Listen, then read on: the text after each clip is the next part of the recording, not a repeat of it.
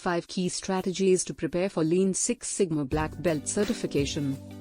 To help you prepare for the certification exam, here are 5 key strategies to ensure your success. Understand Lean principles and DMAIC methodology. Before diving into your black belt certification preparation, it is essential to have a solid understanding of Lean principles and the DMAIC, define, measure, analyze, improve, control, methodology.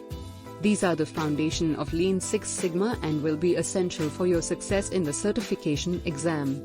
Continuous improvement and problem-solving skills. Lean Six Sigma black belts are often tasked with leading continuous improvement projects and solving complex problems within organizations. Choose the right project and apply Lean tools.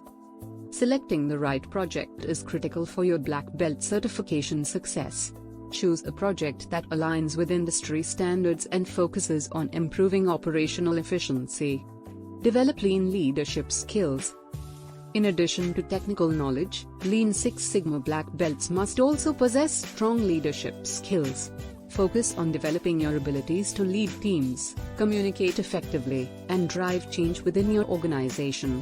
Take practice exams and participate in mock exercises.